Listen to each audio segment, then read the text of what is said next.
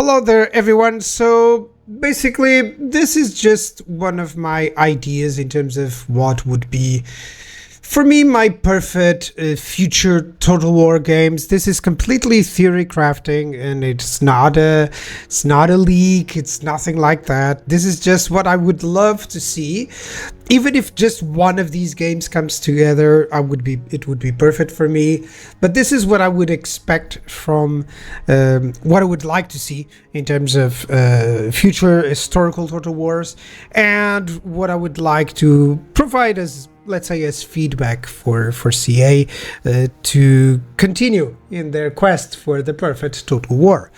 So, in essence, it's the three-part game. Similar to how they had the Warhammer trilogy, it would be the Medieval 3 Total War, then the Discoveries Total War, and then it would be the going into the Empire 2 Total War. So, just like they did with Warhammer 1, 2, and 3, expanding the map, including new mechanics, that sort of idea. Now, of course, with Warhammer, it was there were some good sides and bad sides. Of course, with the trilogy of Warhammer, it was good because, of course, stuff that you purchased, for instance, for Warhammer 1, you can use on Warhammer 2 and Warhammer 3, which is perfect. But it also has the downsides, such as the fact that in the end, the game costs a lot. You have the issues with the fixing all the bugs and having a tech delay or some issues with the engine in the later stages of the game, such as Warhammer 3 is facing right now. Because, of course, you start a project in Warhammer 1, and then by Warhammer 3, by the time that it comes out, tech has advanced so much that people are expecting a different set of standards. So it's something that either they plan it out really well, or it can backfire tremendously. So take it with a grain of salt, of course.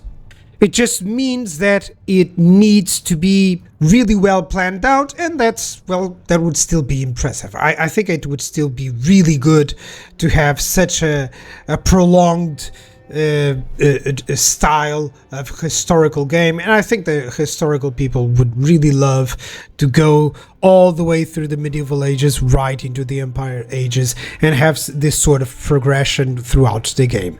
So of course you would start off in the medieval era. Basically the first one would be Medieval 3, goes around the same period of Medieval 2. It has about the Europe, the North Africa, the Middle Eastern map, perhaps a little bit more of an expansion here on the map, maybe more into like the Rome 2 map where, Araby is fully there, maybe some parts of the ancient Persia is there as well. That sort of idea or maybe even into some parts of modern day Pakistan and modern day India, if you would like that sort of idea. But for instance, something like this would be a very good idea to give us plenty of different factions, plenty of different playthroughs, and even just for the typical Medieval 3, let's say, experience. I would love that. They can keep the Mongol invasion, they can keep the Timurids invasion,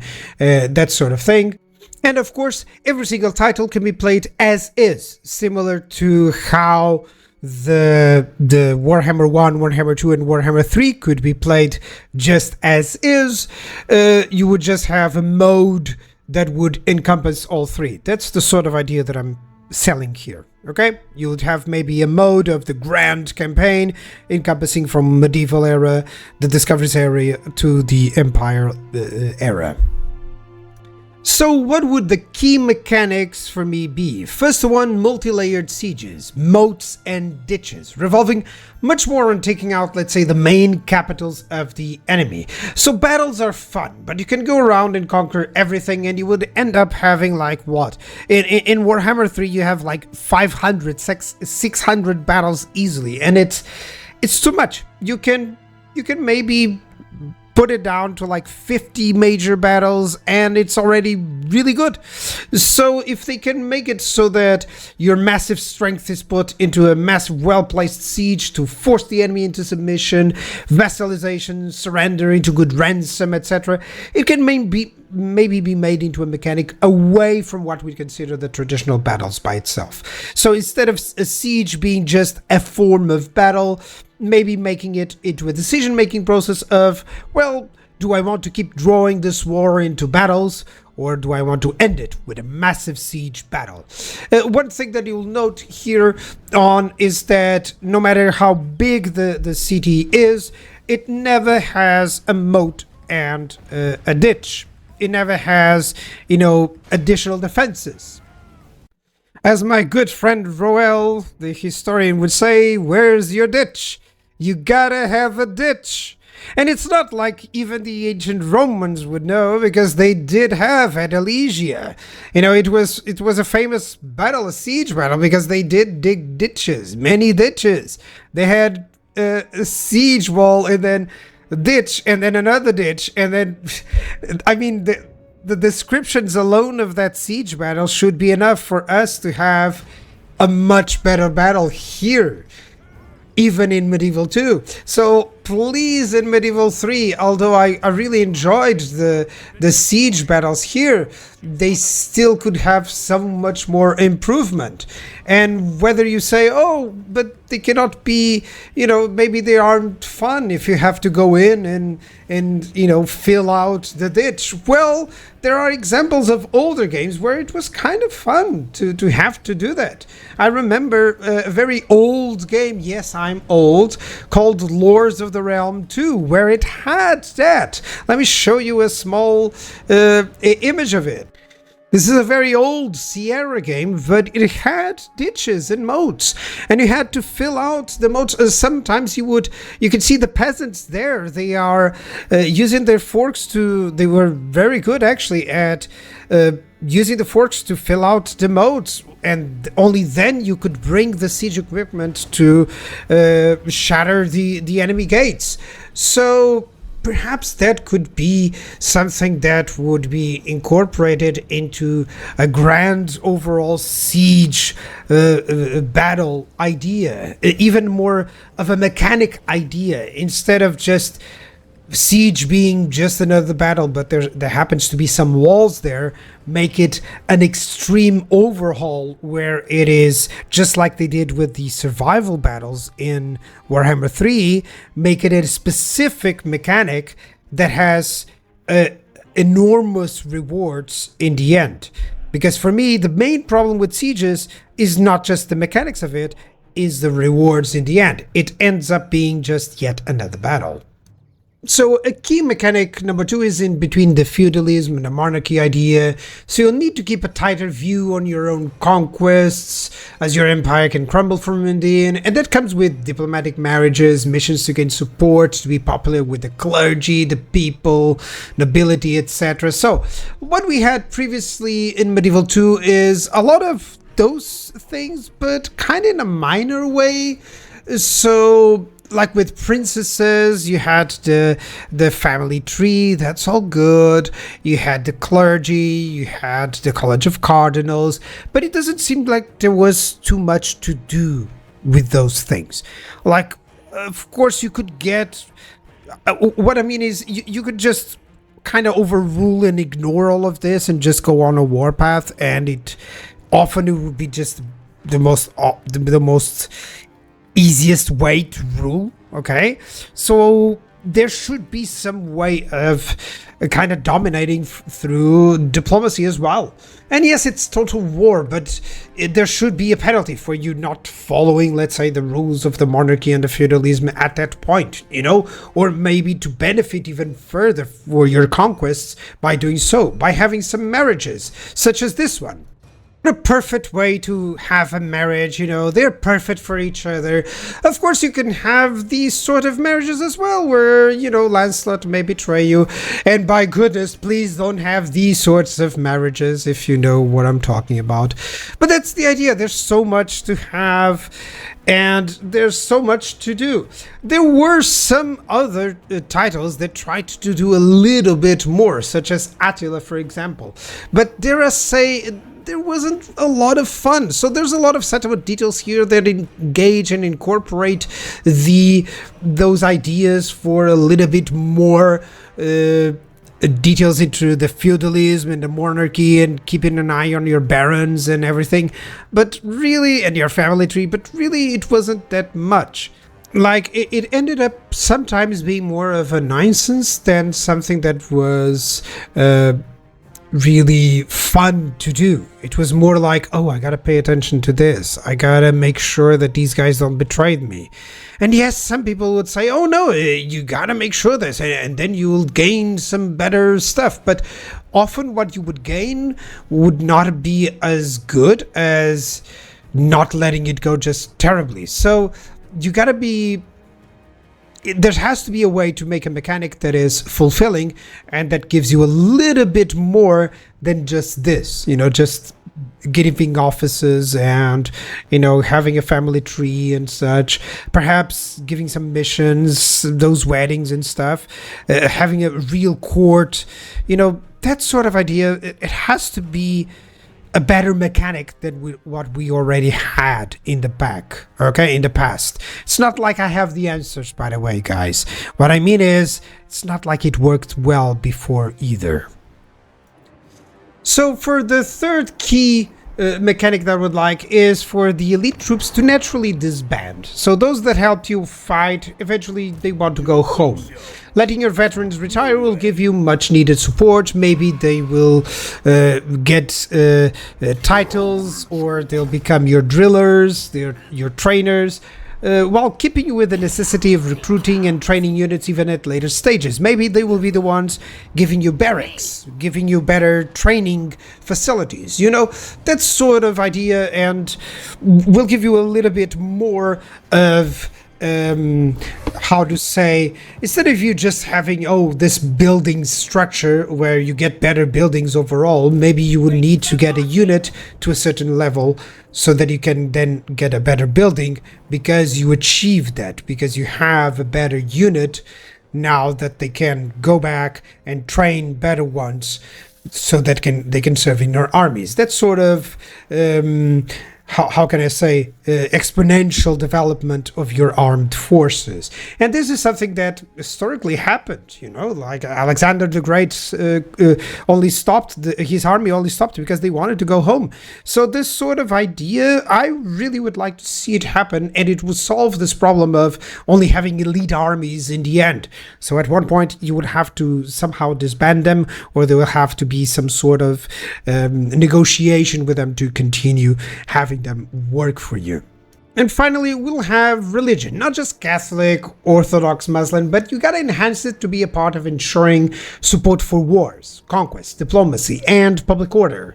This kind of already happens, but let's enhance this, get a specific level of zeal or piety to have the possibility of getting specific buildings, better units, or specific technologies, etc. For example, the Muslims, they were very respectful actually of other religions. Maybe they could incorporate others' buildings, they could acquire different technologies from the other, they could have some buildings from other religions that could incorporate them, and they could mix and use them in their own campaigns. Those sort of mechanics could definitely add to their prowess in battle, and they can have some mercenaries, etc.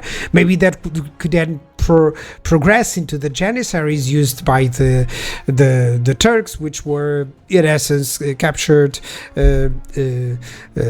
Catholics, I believe, Catholic or sons of Catholics. That's that sort of idea. So all of that, just make sure that the religious is a little bit expanded. The religion is a little bit expanded to become really detrimental to the factor, while not just being yet another, this is important to public order, or okay, yeah, we can declare a crusade, that's important, but let's make it a little bit more than just that. Now, all of this would go on until the advent of gunpowder. Apologies, the low quality image that I found. I only realized it was low quality after I was voice recording, so forgive me. But yeah, basically when you get to gunpowder, then you would have like, let's say, a little bit of a timed event that you have to upgrade your army, or you would have severe consequences on the battlefield where you would be completely getting to the point of obsolescence. So you would have to accommodate to the new technologies and to the new types of armies that you would have to be fielding. Then the second game would be kind of like Colonization, the very old game that I would love. But we're talking about like Discovery's Total War. So what would this incorporate is that would expand the map, add Africa, add the Americas, perhaps the coast of India. It would depend a lot into what CA would like to do with it. And of course there were, if you like Colonization, by the way, just a little bit, there is an advanced version with the Colonization on Civilization 4, if you didn't know about it. It's actually quite cool. I still prefer the original, but there's some mods for Colonization 4, just a heads up on that if you didn't know. So in essence, this would go from all the way from the gunpowder era to the Empire era. And the first mechanic, of course, would be naval battles, and it would be introduced here. We've all seen those naval battles. We can put the trade routes at the piracy, at the privateering, so that the decision-making in the campaign now shifts from gaining land to gaining resources and acquiring control of the seas and diplomacy with foreign lands. And of course, for that, you're going to need those naval battles. Those would become fundamental. And just like we've seen in Empire or Shogun 2 and others, they have the potential to make these naval battles really good. And this is where I would expand upon them to gain resources. You can capture cargo, you can capture, the enemy to turn them to slaves. There was a lot of slavery over at that time, and of course we cannot ignore that sort of idea, but there was always a lot of fighting in terms of and development of better navigational systems, and also the exploration. Whoever would arrive to the better locations, the better. And there were a lot of important battles that shaped completely, like the Battle of Lepanto or the Battle of Diu for the Portuguese. So all of these important naval battles would have to be over here in this massive game, let's say, that would also incorporate likely events like the 30 Years' War, the pike and shot ideas, the mercenary ideas. So that's the sort of idea that I would like to go on through here. So certainly getting the naval battles would definitely be detrimental for this title, and it would incorporate them nicely, so that, let's say, Medieval 3 could have just the sieges, they could focus just on that, and then they could incorporate naval combat here on a much better way. Of course, nothing's stopping them from getting naval combat in Medieval 2 or Medieval 3. But I would always love for them to focus on that naval combat for this title. And the second key mechanic would be exploration in itself. First to arrive to a land and discover it, first to reap the best rewards. You should enhance it with great trade deals and prestige towards other European or Middle East powers. So in essence, you get better maps, you get better locations to reap rewards or to even find treasures. I remember, for instance, playing Colonization back in the day. I know I'm an old man, but there was a great deal of finding those locations of gold, and suddenly you get one of the 7 cities, treasure worth 6,000, and you would find a city of gold, and you would be going like, oh my god, now I need a galleon to improve my whole situation. And that could be a mechanic in itself. And you could have curses, and you could have entire tribes just suddenly betraying you because you went on their not cursed grounds, but on their sacred grounds and such of that. And suddenly you would have to turn to pirates and or piracy to gain those treasures. And that sort of idea would create a more dynamic playstyle with you, So definitely that exploration has a lot of different feel for me, is still with the Total War. Not just conquest, but explore the map and then decide what to do with it. And the third mechanic is pretty much what existed already in Empire. trade, acquire unique goods to give you access to better weapons, mercenaries, or to acquiesce the desires of the clergy, the nobility, the people, defend it with fortresses, powerful navies, colonies. So, of course, previously it was just to gain money, but I would like it to be a little bit more like it exists a little bit in Warhammer. It gives you a little bit of more of a different feel. You get iron, you get better weapons, you know, that sort of idea. And remember that this that you get at home, coffee, tea, sugar, and chocolate, was once the reason for entire nations went to global wars. Yes. So, yeah, there's that. So basically, this would go all up until the whole map would be discovered. And that all the major powers would be set, and then into the wars of dividing the new lands. And that's where it would kick in into the third part of Empire 2. So basically, up until all the discoveries has been made, all the map have been discovered, and that's where you will start the new one. So the third part is Empire 2, basically. It introduces mass conscription, pike and shot into the line infantry formations. It adds the rest of the world, including the rest of Asia, China, Japan, Australia, would have the massive map, and good luck having a computer that would run it. But that's the sort of idea. Of course, I didn't speak about it before, but in the discoveries, of course, the army would go more into that sort of tercio, the pike and shot formations. And then, of course, in this one, it would go more into the line in infantry sort of military formation that we know, and it would further develop into what we know from Empire. Okay, so sort of that development militarily, of course it would have to happen, and that's the sort of idea that I want you to think about. So not only the map expands, but of course there are timed events that the AI would of course accompany, and will have moments to develop itself. It reminds me, for instance, of the Marius reforms, where the AI suddenly would get a huge boost, and you can easily give that to the AI to go like, okay, now you get better units, and it's time for the enemy, for you, the player, to develop better. So the first mechanic that I would like to have is precisely the global powers. So either you are one, or you'll be involved in their continuous struggle. You either follow one or another power to victory, reaping the rewards for helping them, or the penalties for choosing the wrong side. Basically, you can pick a small faction, but you have to also pick a strong side between the main coalitions. This kind of would go like picking a side between It's like the Roman Senate when you were in Rome Total War 1, you know, Rome 1. Like you would have the Roman Senate missions, you follow them or not, and then suddenly you would have some penalties. That sort of idea, but amped up to a global power idea. Like you really have to follow what the English say if you are in their coalition, or if you're with the French, and you have to help them thrive.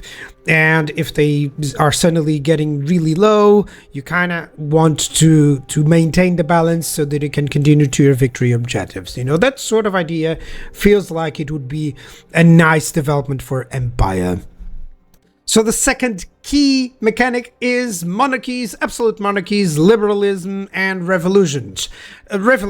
So basically, this is to deal with massive uprisings, rebellions, and struggle to achieve and maintain ultimate power. So as soon as you have to say that you're the king, and someone says that they didn't vote for you, prepare for a French Revolution.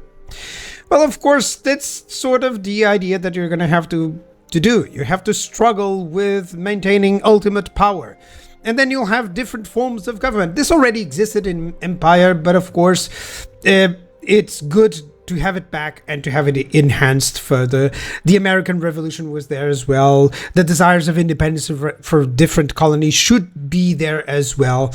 And it's something that should definitely be on a little bit even more expanded on an Empire too. And especially with those global powers. Like if you're a global power, you should have even more these desires for independence from colonies, and if you are a minor power, you should have the possibilities of influencing these furthermore. So diplomacy should definitely go into trying to force out more liberalism, more revolutions, to try to go against these corrupt absolute monarchs and the empire world. So definitely something to have into consideration for Empire 2. The third one would be a really massive battles and army system to enhance the battlefields, to include room for corps, scouts, splitting up your forces and merging them later for a divide and conquer style. Now, basically this would be done so that each part of the army has different units that you can use separately or in battle, either for raids, for scouting the enemy, sabotaging camps and fortresses, bridges, etc. This is kind of done with the heroes, but I would love if the heroes could bring specific types of units with them, alongside them, instead of just being the hero. You know, the hero goes in and steals technology. I really wouldn't like that. I want them to go in, let me select a hero and go in. Okay, it can assault units. Maybe I can bring the units that can be good to assault units. Maybe he can bring in, the fast units to assault the logistics of the enemy army, That would be how it actually worked. There were specific units that could be very good at skirmishing the enemy, at taking away the enemy supply wagons, supply lines, destroying bridges, or just preventing enemy reinforcements while the main army is fighting. All of that being a very much a dynamic system of battles. And using with the waypoints, you could go with that sort of dynamic system, like plan that those corps would move on the battle map, like I'm going to send them over there and then they're going to move here to join with my army at the end of turn. And then suddenly the AI will see those movements and they'll try to adapt to them and they'll fail. Or they'll predict them and they'll be much better and they'll intercept you. So that sort of idea would, for me, be much more useful. And of course, you join that with the stuff that we already have, such as the army stances, such as the specific technologies, such as the hero system and the skills and everything. And I believe that can be done quite easily, actually, with already systems that we have in place. So yeah, in essence, imagine if instead of Warhammer 1, 2, and 3, you would have, Medieval 3, the Discoveries, the Empire 2 campaigns to start, and then a fourth one joining the global map campaign that you could start with any army that you would like, any faction that you would like. You could select the French, the English, in any date that you would like, with any technology that you would like. That sort of idea, I think, could work really well and could be like something that would play until what? 2035 if they would launch now? 2040? Until my death, for sure. So yeah, and imagine a whole map like this. So that's kind of my wish. It's not possible, likely, but that would be my, we always have wishful thinking. So to resume, this would be my idea. Have 3 games, Medieval 3, Discoveries, Empire 2. Enhance the map with the release of each game. Allow you to play with factions from the previous games. Improve upon the mechanics and add new mechanics to the previous one. Allow to play either the specific time frame or the global map, ranging from medieval time all the way up to the Empire time ending. Have mechanics specifically to ensure that you have to upgrade, to ensure that you have to move from one era to another. Civilization 7, for instance, has introduced eras. Come on, there's ideas around that. And then never stop updating. Am I mad? Tell me in the comments below. If anything, just at least comment on whether you'd like any of these titles to come on with these ideas. Or if you don't like it all, by all means, comment below as well. Maybe you dislike the ideas overall, maybe you want something different, and I end up agreeing with you. That's the purpose of this. If you liked the video, please leave a like, share with your friends as well, and have a nice day. Bye bye.